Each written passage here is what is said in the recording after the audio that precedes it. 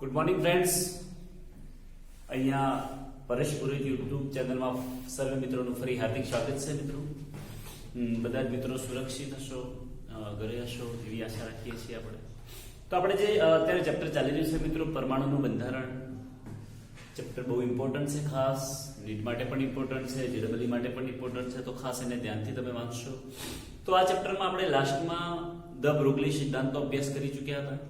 અને એ જે દ બ્રોગલી સિદ્ધાંત છે, દ બ્રોગલી સિદ્ધાંતે તરંગ લંબાઈ અને વેગમાન બંને વચ્ચે સંબંધ દર્શાવતા સૂત્રની રજૂઆત કરેલી છે. Lambda is equal to h/p, અથવા એવું પણ લખી શકાય કે lambda is equal to h/m. હવે ત્યારબાદ એના પછી નેક્સ્ટ છે આપણી પાસે હાઇઝનબર્ગનો અનિશ્ચિતતાનો સિદ્ધાંત. મિત્રો હાઇઝનબર્ગનો અનિશ્ચિતતા સિદ્ધાંત આપણે ઇમ્પોર્ટન્ટ છે, ખાસ અગત્યનો છે. હાઇઝનબર્ગનો અનિશ્ચિતતા સિદ્ધાંત, અનસર્ટેનિટી પ્રિન્સિપલ ઓફ હાઇઝનબર્ગ. અનિશ્ચિતતાનો મતલબ થાય અનસર્ટેનિટી, જેમાં કોઈ નિશ્ચિતતા ના હોય એને કહેવાય અનિશ્ચિતતા. તો સામાન્ય રીતે જ્યારે પણ આ હાઇઝનબર્ગના અનિશ્ચિતતાના સિદ્ધાંતની વાત કરીએ આપણે મિત્રો, તો એક તો આ સિદ્ધાંત કોના માટે રજૂ થયેલ છે અને એ કઈ રીતે રજૂ કરી શકાય છે, તો એના કન્સેપ્ટ કયા છે એના વિશે અભ્યાસ કરીશું આપણે.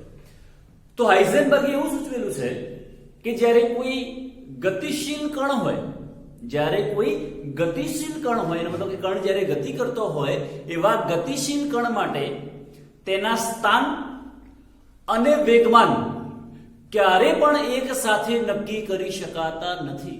બે વસ્તુ ક્યારે પણ નક્કી ના કરી શકાય, તો એનું સ્થાન અને વેગમાન. વેગમાનની જગ્યાએ કદાચ વેગ કહેશો તો પણ ચાલશે, આપણે સમજીએ. યાદ રાખજો મિત્રો, આ જે હાઇઝનબર્ગનો અનિશ્ચિતતાનો સિદ્ધાંત છે એ ગતિશીલ કણ માટે છે. આપણે કણ શબ્દ વાપરીએ છીએ કે કોઈ ગતિશીલ પદાર્થ હોય, કોઈ ગતિશીલ વસ્તુ હોય, કોઈ ગતિશીલ કણ હોય, તો એના સ્થાન અને વેગમાન ક્યારે પણ એક સાથે નક્કી કરી શકાતા નથી. હવે પાછો પ્રશ્ન એ પણ થાય ને, આપણી પાસે જે કણ અથવા તો પદાર્થ છે એ નાનો પણ હોઈ શકે, મોટો પણ હોઈ શકે. ધારો કે નાનો કણ હોય તો એને સૂક્ષ્મદર્શીય કણ તરીકે ઓળખવામાં આવે, મોટો કણ હોય તો એને સ્થૂળદર્શીય તરીકે ઓળખીએ. તો આપણે અહીંયા જનરલી જે વસ્તુ અથવા તો કણ માટે, જે પદાર્થ માટે આ ઉપયોગી છે, એ પદાર્થ બે પ્રકારના છે. આપણે એવું કહીએ, એક એવો છે કે જેને આપણે સૂક્ષ્મદર્શીય કહીએ, સૂક્ષ્મદર્શીય કણ, અને બીજો જે કણ છે એને આપણે કહી દઈએ સ્થૂળદર્શીય કણ તરીકે ઓળખીશું. તો આ જે સૂક્ષ્મદર્શીય કણ છે જેને આપણે કહી દઈએ માઇક્રોસ્કોપિક, મિત્રો એને બીજું એવું પણ કહી શકાય માઇક્રોસ્કોપિક, અને સ્થૂળદર્શીયનો મતલબ થાય મેક્રોસ્કોપિક, જે મોટું હોય એવું. તો આ જે બે જુદા જુદા પ્રકારના આપણી પાસે કણ અથવા તો પદાર્થો છે, એક સૂક્ષ્મદર્શીય અને બીજું છે સ્થૂળદર્શીય. તો યાદ રાખજો કે હાઇઝનબર્ગનો અનિશ્ચિતતાનો જે પ્રિન્સિપલ છે એ માત્ર ને માત્ર સૂક્ષ્મદર્શીય કણ માટે ઉપયોગી બની રહે છે, સ્થૂળદર્શીય માટે ક્યારે પણ કામ આવતો નથી. હવે પ્રશ્ન એ થાય ને, કેમ સૂક્ષ્મદર્શીય માટે, કેમ સ્થૂળદર્શીય માટે નહીં? તો એનું આપણે જ્યારે ફોર્મ્યુલાસ ડિસ્કશન કરીશું એ વખતે ચર્ચા કરી લઈએ. હવે આપણે એવું લખીએ છીએ, ચલો હાઇઝનબર્ગનો અનિશ્ચિતતાનો સિદ્ધાંત. તો સૂક્ષ્મદર્શીય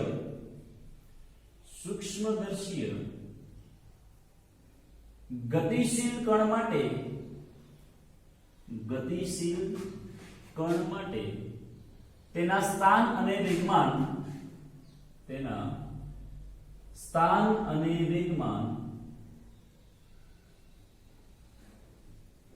એક જ સમયે ચોક્કસાઈથી દર્શાવી શકાતા નથી. એક જ સમયે ચોક્કસાઈથી દર્શાવી શકાતા નથી.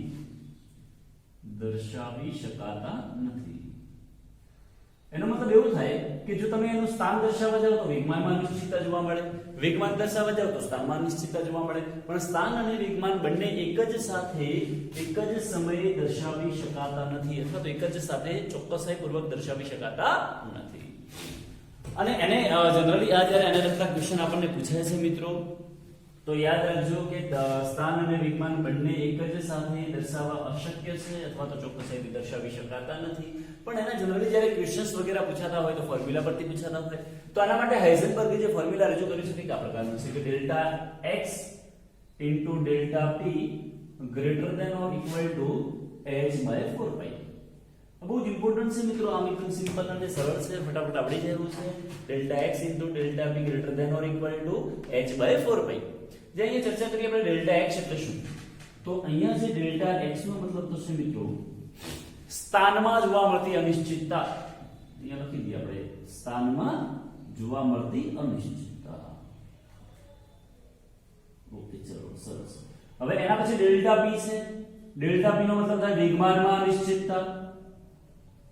વેગમાનમાં અનિશ્ચિતતા. અહીંયા h આપણને ખબર છે મિત્રો, જે h છે એ મેક્સ પ્લાન્ક અથવા તો પ્લાન્ક અચળાંક છે. પ્લાન્ક અચળાંક તરીકે ઓળખીશું અને જેનું વેલ્યુ પણ આપણને ઓલરેડી પહેલા ખબર છે, જે પહેલા ભણી ચૂક્યા છીએ 6.626 * 10⁻34 પાવર જૂલ. તો આ h ખબર છે, પાઈ નું વેલ્યુ ફિક્સ હોય 3.14. ડેલ્ટા p એટલે વેગમાનમાં અનિશ્ચિતતા છે, ડેલ્ટા x એટલે સ્થાનમાં અનિશ્ચિતતા છે. હજી મિત્રો તમે એવું લખી શકો ને, ધારો કે આપણી પાસે p છે વેગમાન, તો વેગમાન બરાબર mv લખી શકાય લખવું હોય તો મિત્રો, તો અહીંયા લખવું હોય તો p હજી mv લખી શકાશે. દળ અને વેગના ગુણાકારને તેનું વેગમાન કહે છે.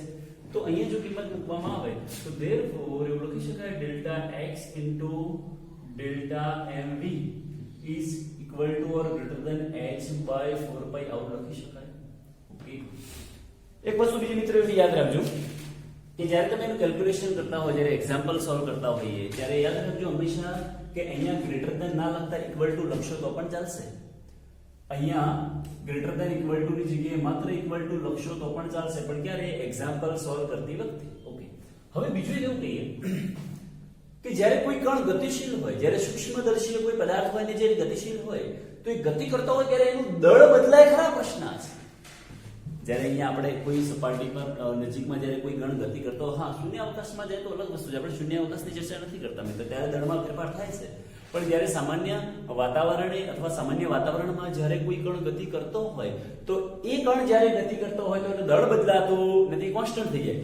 તો આ ફોર્મ્યુલાને આ પ્રમાણે લખી શકાય delta x into m constant લઈએ, delta v equal to h/4π આવું લખી શકાય. Delta x into m delta v equal to h/4π એવું લખી શકાય. જ્યાં ડેલ્ટા x શું છે આપણું સ્થાનમાં જોવા મળતી અનિશ્ચિતતા, m શું છે તો જે કણ હશે એનું દળ હશે, એ લખી દઈએ આપણે. જે m છે એ આપણો જે કણ લીધેલો હશે એ કણનું દળ હશે. ઓકે, અહીંયા ડેલ્ટા v છે વેગમાં અનિશ્ચિતતા જોવા મળે છે.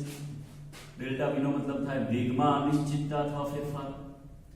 ઓકે, હવે બીજું મિત્રો અહીંયા એવું ધ્યાન રાખજો કે અહીંયા જે કણનું દળ લીધેલું છે આપણે, એનો જે એકમ છે ને હંમેશા કિલોગ્રામમાં આવશે.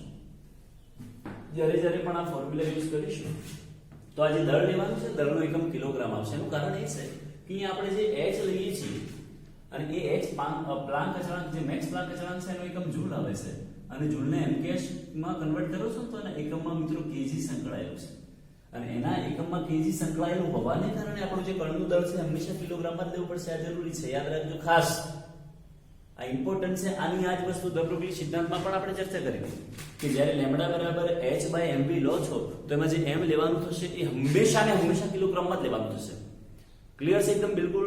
ઓકે, તો આ ફોર્મ્યુલા યાદ રાખી શકાય મિત્રો, delta x into m delta v is equal to h/4π. એકદમ સિમ્પલ અને સરળ ફોર્મ્યુલા છે. હવે આપણો કોન્સેપ્ટ એ તો મિત્રો કે આ એ માત્ર સૂક્ષ્મદર્શીઓ માટે કામ આવે છે, સ્થૂળદર્શીઓ માટે કામ આવતું નથી. એવું કેમ? પ્રશ્ન આ છે કે સૂક્ષ્મદર્શીઓ માટે ઉપયોગ કરી શકાય તો સ્થૂળદર્શીઓ માટે ઉપયોગ કેમ ના કરી શકાય? એના માટેની આપણે ડિસ્કશન કરી લઈએ. પણ એના પહેલા આપણને ચલો એ તો ચર્ચા કરી લઈએ, પણ કયા પ્રકારના આમાંથી જનરલી ક્વેશ્ચન પૂછાતા હોય, જનરલી કયા ક્વેશ્ચન પૂછાતા હોય? તો ચલો કેસ આપણે અલગ કેસ, ધારો કે પહેલો કેસ એવો છે કે જેમાં ડેલ્ટા x આપેલું હશે, આપણને m આપેલું હશે, તો એના પરથી ડેલ્ટા v શોધો. એક આવા ક્વેશ્ચન પૂછાઈ શકે મિત્રો. ડેલ્ટા x એટલે કે સ્થાનમાં અનિશ્ચિતતા આપેલી છે, દળ આપેલું છે, તો ડેલ્ટા v શોધો. તો બાકી બધું જ આપેલું હોય. બીજો કેસ કરા જેવો પૂછાય કે તમને ડેલ્ટા p આપેલું છે, આ આપેલ માહિતી છે અને અહીંયા આપણે આ શોધવાનું છે. તો ચલો ડેલ્ટા p આપેલું છે, બાકી એવું કહી દઈએ ડેલ્ટા x શોધો. ડાયરેક્ટ આવો ક્વેશ્ચન પણ પૂછાઈ શકે. ડેલ્ટા p આપેલું હોય, ડેલ્ટા x શોધો, તો આ ફોર્મ્યુલા યુઝ કરી શકીએ. ડેલ્ટા p આપેલું હોય, x ખબર છે, પાઈ ખબર છે, તો ડેલ્ટા x શોધી શકાય. ત્રીજું ફોર્મ્યુલા એવું છે, ત્રીજું એવું પણ હોય ડેલ્ટા V આપેલું હોય, ઇલેક્ટ્રોન છે ધારો કે, ચલો તો ઇલેક્ટ્રોન માટે ડેલ્ટા V આપણને આપેલું છે, તો એના માટે ડેલ્ટા x શોધો. ડેલ્ટા V આપેલું છે તો ડેલ્ટા x શોધો. હવે ડેલ્ટા V આપેલું હોય, ડેલ્ટા x શોધવાનું હોય m, તો ઇલેક્ટ્રોન માટે એમ આપણને ખબર હોવી જરૂરી છે. 9.11 ઇલેક્ટ્રોન જ્યારે પણ હોય તો એના માટે દળ બરાબર 9.11 into 10 to minus 31 કિલોગ્રામ. આ પણ આપણને યાદ હોવું જરૂરી છે. તો આવા અલગ અલગ પ્રકારે આના ક્વેશ્ચન જનરલી સિમ્પલ ક્વેશ્ચન પૂછાઈ શકતા હોય છે, તો એ આપણને આવડી શકે છે.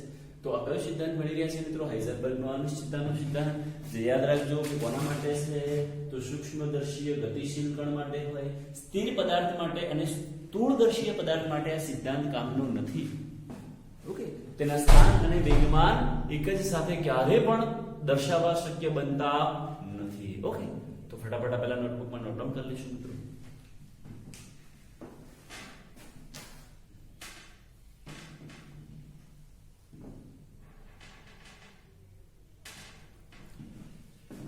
ઓકે મિત્રો,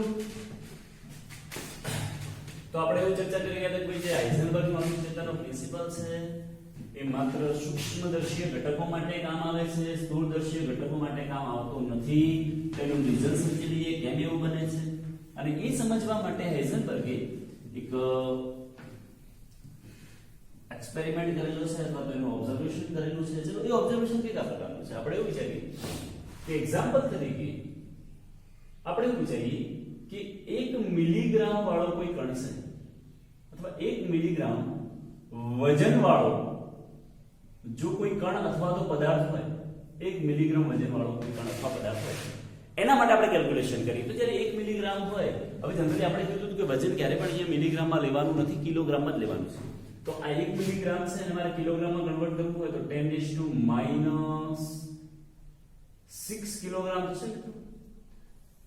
10⁻⁶ કિલોગ્રામ. હવે ફોર્મ્યુલા એવી છે delta x into delta v is equal to h by 4 pi m. અહીંયા જે m ડેલ્ટા v હતું m નીચે લઈ દીધો આપણે. ચાલો કેલ્ક્યુલેશન કરીએ તો is equal to h કેટલા? તો 6.626 into 10⁻34 પાવર આવશે, divided by 4 into pi 3.14 થશે. m તો m અહીંયા લઈ લીધેલો છે મિત્રો 10⁻⁶. તો into 10⁻⁶, તો is equal to, ચલો કેલ્ક્યુલેશન કરીએ આપણે તો 6.626 ભાગ્યા 4 divided by 3.14 is equal to 0.527. 0.527 ગુણ્યા 10 ટુ પાવર કરવી હોય તો ઉપર -34 છે, નીચે -6 છે, ઉપર જાય તો +6. 10⁻28 અથવા એવું પણ લખી શકાય 5.27 into 10⁻29. આ શું મળ્યું આપણને? Delta x into delta v. 5.27 into 10⁻29 મળે છે મિત્રો. ઓકે, હવે આનો યુનિટ લખવું હોય, મારે આનો એકમ લખવો હોય તો ડેલ્ટા x એટલે સ્થાનમાં જોવા મળતી અનિશ્ચિતતા એ જનરલી અંતર હોય એટલે મીટર વગેરેમાં દર્શાવાય. ડેલ્ટા v છે તો એકમ હવે મીટર પ્રતિ સેકન્ડ. આનો એકમ થશે મીટર પ્રતિ સેકન્ડ. આ અંતરમાં આપેલી મીટરમાં, તો બંને મલ્ટીપ્લિકેશન થાય એકમ એવું થઈ શકે મીટર સ્ક્વેર પ્રતિ સેકન્ડ મિત્રો. તો તમે આનું વેલ્યુ જોઈ શકો કે આનું જે વેલ્યુ મળ્યું છે આપણને 1 મિલીગ્રામ વજન વાળો જ્યારે કણ હોય તો એનું વેલ્યુ 10⁻29 અથવા તો 10⁻28 ના ગાળામાં મળે, જે ખૂબ જ નાનું વેલ્યુ છે. 0.0000027 વખત 0 કરશો ત્યારે -28 થાય મિત્રો. અને આટલું નાનું મૂલ્ય delta x into delta v નું એ માપવું શક્ય નથી. આવો જે પદાર્થ હોય એને આપણે અહીંયા સ્થૂળદર્શીય પદાર્થ તરીકે ઓળખીશું. કયો પદાર્થ કહીશું મિત્રો? સ્થૂળદર્શીય પદાર્થ. તો આવા જે સ્થૂળદર્શીય પદાર્થ હોય એના delta x into delta v નું જે વેલ્યુ છે એ ખૂબ જ નાનું હોવાને કારણે આવા પદાર્થો માટે આ સિદ્ધાંત કામ આવતો નથી. પણ આ જ કેલ્ક્યુલેશન જો આપણે ઇલેક્ટ્રોન માટે કરીએ, આ જ કેલ્ક્યુલેશન આપણે ધારો કે ઇલેક્ટ્રોન માટે શોધવાનું થાય તો ઇલેક્ટ્રોન માટે કઈ રીતે લખી શકાય કે કારણ કે ઇલેક્ટ્રોનનું વેઇટ કેટલું છે તો 9.11 into 10⁻31 કિલોગ્રામ. તો delta x into delta v is equal to h by 4 pi m. તો ચલો એને h નું વેલ્યુ લખવું હોય તો 6.626 into 10 raised to minus 34 power divided by 4 pi n 4 into 3.14 into m એટલે 9.11 ગુણ્યા 10 ની માઈનસ 31 કર બરાબર જો કેલ્ક્યુલેશન કરીએ તો 6.626 ભાગ્યા 4 divided by 3.14 બરાબર 0.527 ભાગ્યા ફરી કરते 6.626 divided by 4 divided by 3.14 divided by 9.11 એટલે 0.0579 into 10 raised to power કરવી હોય તો અહીંયા -34 છે -31 છે ઉપર જાય તો +31 થાય એટલે 10 raised to -3 થાય અથવા એવું પણ લખી શકાય તો 5.79 into 10 raised to -5 delta x into delta v એનો યુનિટ થશે મીટર સ્ક્વેર પર સેકન્ડ તો આ જે વેલ્યુ છે delta x into delta v નું એ મિત્રો 10 ની -5 ઘાત ના ગાળામાં છે અને જે આપણે એવું પણ લખી શકીએ કે 0.00001 આના ગાળામાં છે અને આના ગાળાના વેલ્યુ હોય તો જનરલી આપણે માપવા હોય તો માપી શકીએ છીએ પણ આટલું ખૂબ જ નાનું વેલ્યુ હોય તો ક્યારે પણ માપી શકાતું નથી અને આ જે ઇલેક્ટ્રોન છે ઇલેક્ટ્રોનને કહીશું આપણે માઇક્રોસ્કોપિક ઇલેક્ટ્રોનને કહેવાશે મિત્રો માઇક્રોસ્કોપિક અથવા એને કહેવું હોય તો સૂક્ષ્મદર્શીય તરીકે ઓળખી શકીએ તો અહીંથી આપણે એ સમજી શકીએ કે આ જે હાઇઝનબર્ગનો અનિશ્ચિતતાનો પ્રિન્સિપલ છે એ કોના માટે ઉપયોગી છે એવું કહી શકાય કે સ્થૂળદર્શીય માટે કામ આવતો નથી પણ સૂક્ષ્મદર્શીય માટે કામ આવે છે કારણ કે એના જે વેલ્યુ હોય એ આપણે મેઝર કરી શકીએ છીએ બહુ સિમ્પલ અને સરળ છે તો ફટાફટ નોટ ડાઉન કરી લો ત્યારબાદ આપણે એક બે એક્ઝામ્પલ સોલ્વ કરીએ મિત્રો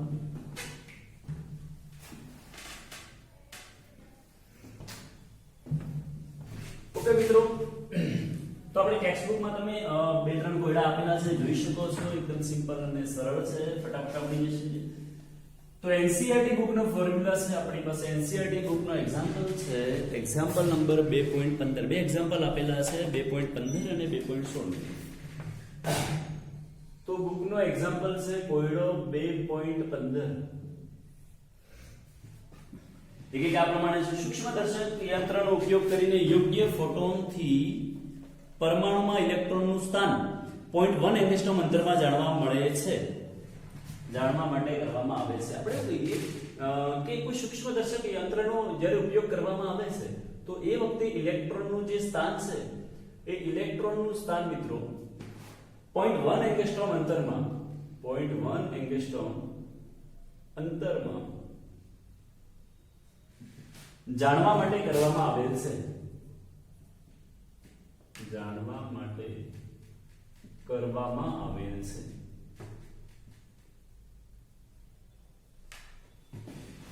તેની ગતિના માપનમાં કેટલી અનિશ્ચિતતા રહેલી છે તેની ગતિના માપનમાં અનિશ્ચિતતા શોધો માપનમાં અનિશ્ચિતતા શોધો ચલો ઇક્વેશન આ છે આપણે અને બીજો મિત્ર છે આપણી પાસે કોયડો 2.16 તો કોયડો 2.16 કે આ પ્રમાણે છે કોયડો 2.16 કે કેવો છે કે એક ગોલ્ફના દડાનું દળ 40 ગ્રામ છે એક ગોલ્ફના દડાનું દળ 40 ગ્રામ છે મિત્રો 40 ગ્રામ આપેલું છે એ આપણે ફોકસ કરીશું ધ્યાન રાખીશું તેનો વેગ અને લખી દઈએ અને વેગ 45 મીટર પ્રતિ સેકન્ડ છે 45 મીટર પર સેકન્ડ છે જો વેગ 2% ની ચોકસાઈથી માપી શકાય જો વેગ 2% ની ચોકસાઈથી માપી શકાય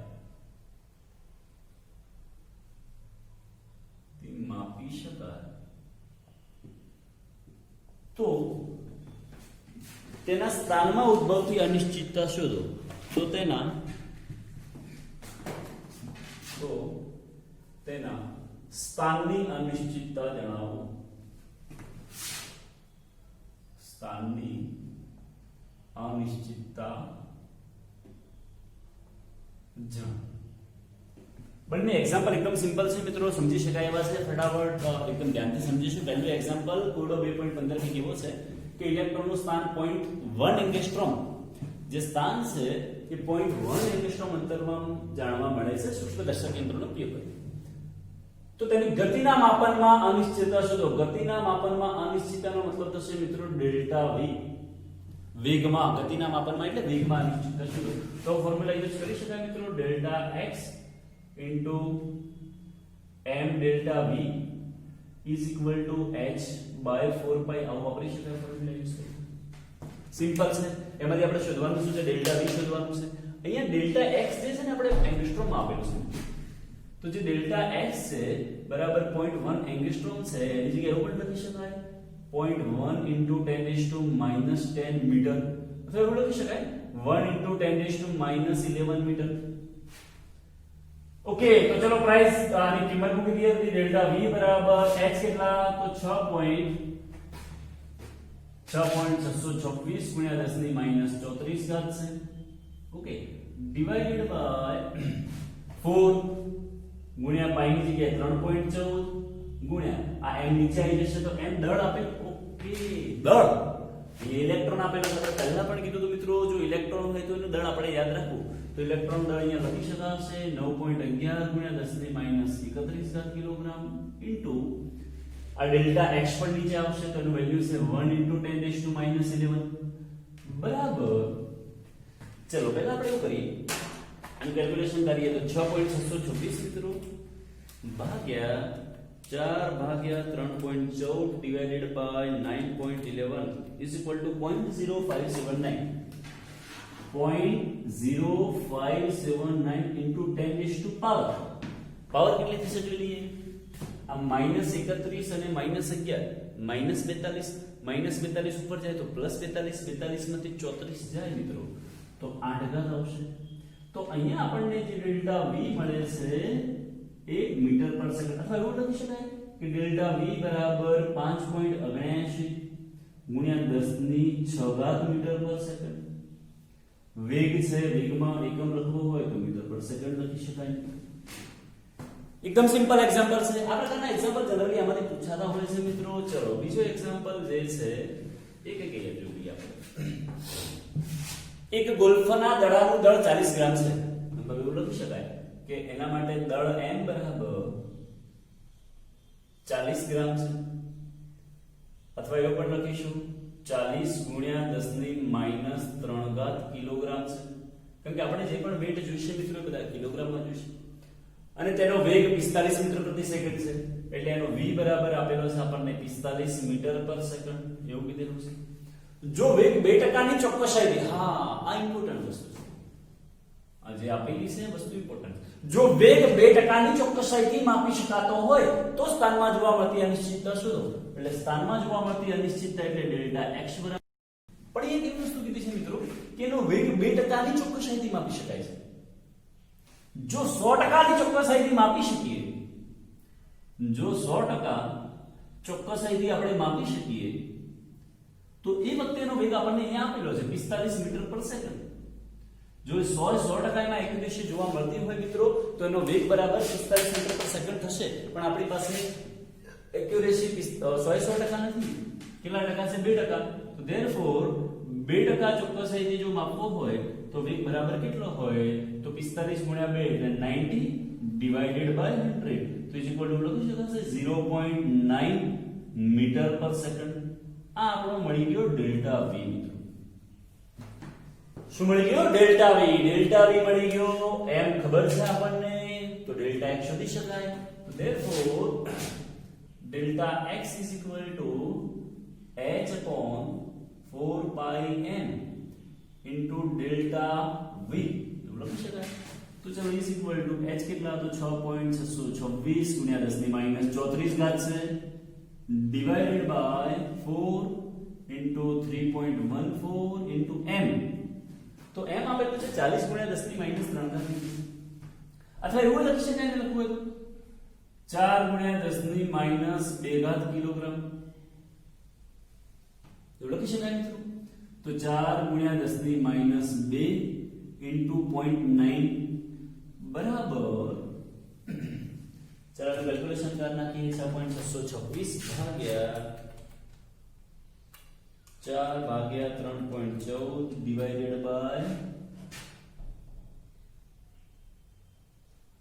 4 डिवाइडेड बाय 0.9 0.146 तो आंसर आवे तो मित्रों 0.146 तो लखी दिए 0.146 इंटू 10 टू पावर चलो -34 से -2 से ऊपर जाए तो +2 એટલે -32 ઘાત થશે અથવા એવું લખી શકાય therefore delta x is equal to 1.46 into જમણી બાજુ ખસીએ છે એટલે ઘાતમાં 1 નો ઘટાડો 10⁻33 મીટર આમ આ પદાર્થની સ્થાનમાં જોવા મળતી અનિશ્ચિતતા એ 1.46 ગુણ્યા 10⁻33 ઘાત મીટર છે ઓકે તો આ પ્રકારના ક્વેશ્ચન જનરલી આપણને પૂછાતા હોય છે આપણી એનસીઈઆરટી બુકના કોયડા નંબર 2.15 અને 2.16 છે અને બીજા કેટલાક એક્ઝામ્પલ પણ છે એક્સરસાઇઝમાં પણ આપેલા છે જે આપણે પછી સોલ્વ કરીશું મિત્રો તો બહુ ધ્યાનપૂર્વક જ્યારે પણ આપણે આ ભણીએ છીએ મિત્રો ખૂબ ધ્યાનથી એના ફોર્મ્યુલા યાદ રાખવાના ધ બ્રોગલી હોય હાઇઝનબર્ગ હોય કોઈ પણ સિદ્ધાંત હોય એના એક્ઝામ્પલ ખાસ ધ્યાનથી કરવા મિત્રો ઓકે થેન્ક યુ